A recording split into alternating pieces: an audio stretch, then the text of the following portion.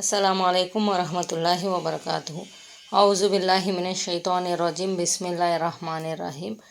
सूरा बकरा ఆయా నెంబర్ 91 to 100. ఆయా నెంబర్ 91.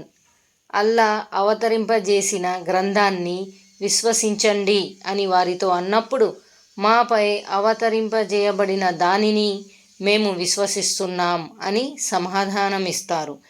దాని తర్వాత వచ్చిన దాన్ని, అది సత్యమైనప్పటికీ, తమ వద్ద ఉన్న గ్రంథాన్ని అది ధృవీకరిస్తున్నప్పటికీ వారు తిరస్కరిస్తారు.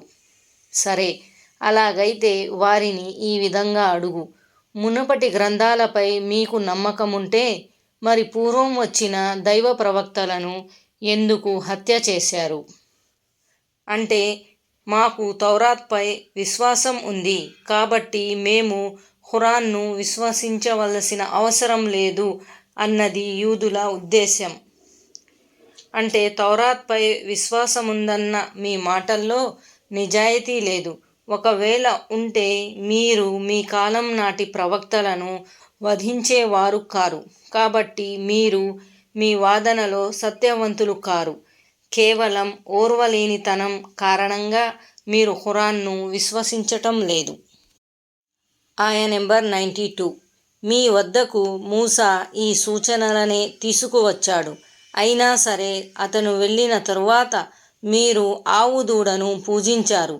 అసలు విషయం ఏమిటంటే మీరు దుర్మార్గులు. వారి తిరస్కార వైఖరికి, వైరభావానికి ఇది కూడా ఒక నిదర్శనమే. ప్రవక్త మూసా స్పష్టమైన దైవాదేశాలను, నిదర్శనాలను తీసుకువచ్చి దైవ ప్రవక్తనైన తనను అనుసరించమని కోరారు. ఒక్కడైన అల్లాను మాత్రమే పూజించమని పిలుపు ఇచ్చారు. కానీ మీరు మాత్రం మూసా అలైహిస్సలాంను ఎంతగానో వేధించారు. ఆయన పట్ల దురుసుగా ప్రవర్తించారు.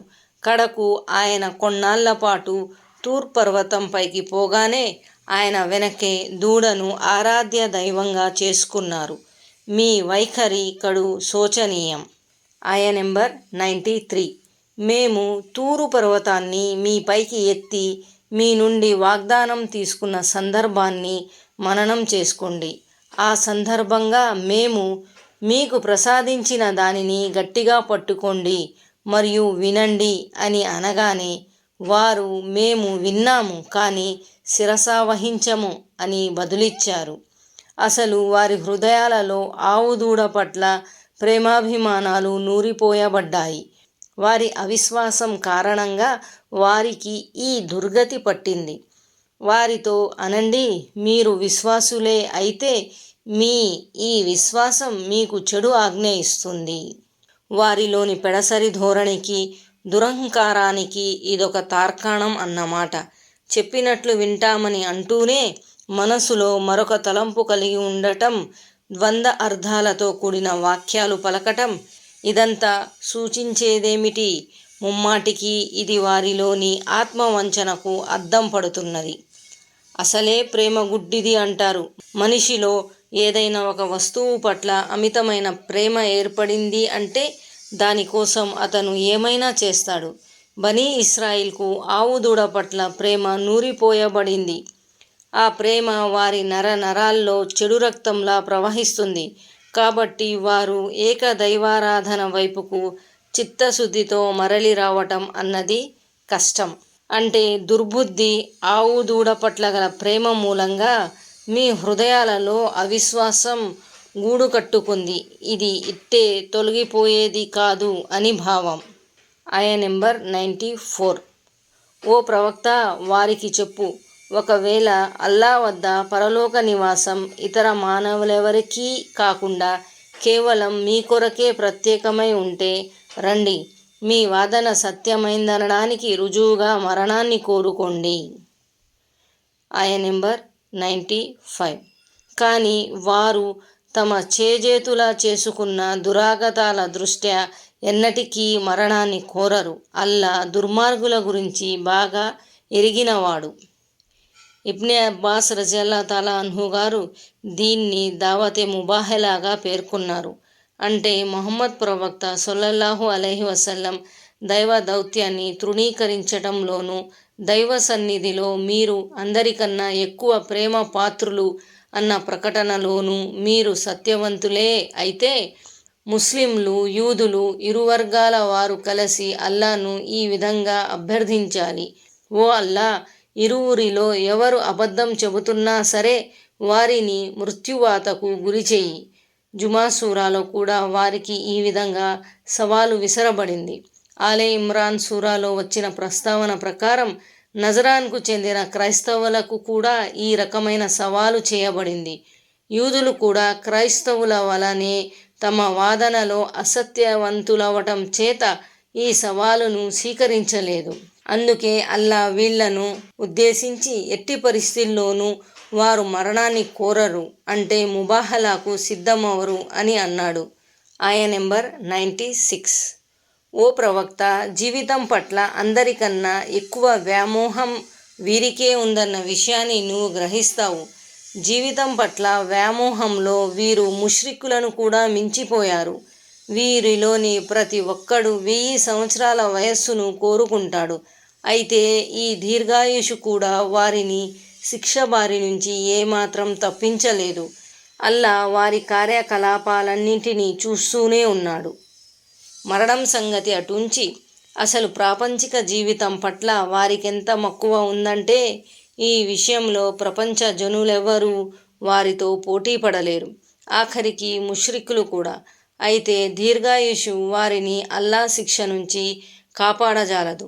ఎక్కువ కాలం బ్రతికి ఉన్నంత మాత్రాన వారి పాపాల పుట్ట తరుగుతుందని ఆశిస్తే పొరపాటే.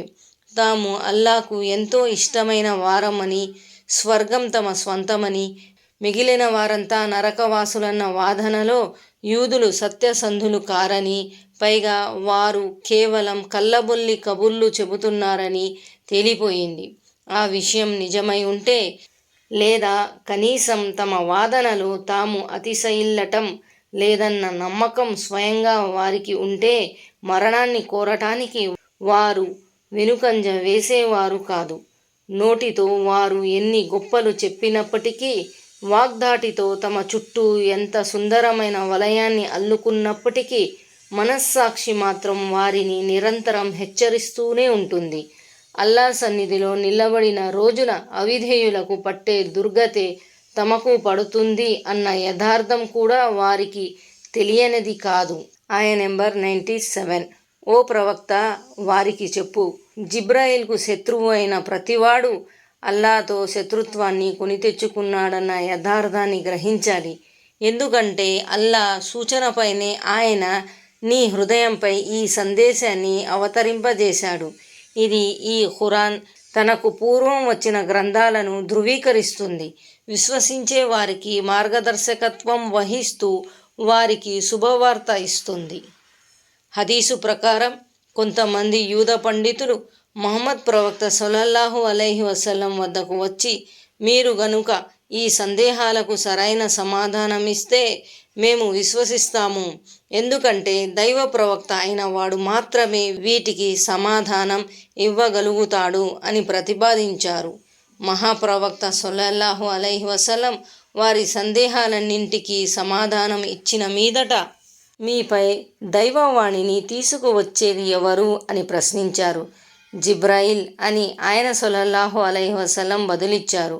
అప్పుడు యూదులు, జిబ్రాయిల్ అయితే అతడు మా శత్రువు, అతడు వైమనస్యాన్ని, మరణకాండను, విపత్తును తీసుకొని వస్తూ ఉంటాడు అని వంకపెట్టి ముహమ్మద్ ప్రవక్త సల్లల్లాహు అలైహి వసల్లం దైవ దౌత్యాన్ని శిరసావహించటానికి నిరాకరించారు. ఆయా నెంబర్ 98. ఎవరు అల్లాకు, ఆయన దూతలకు, ఆయన ప్రవక్తలకు, జిబ్రాయిల్ మరియు మీకాయిల్కు శత్రువులుగా ఉంటారో అటువంటి అవిశ్వాసులకు అల్లా శత్రువుగా ఉంటాడు. మీకాయిల్ దూత మా నేస్తం అని యూదులు అనేవారు.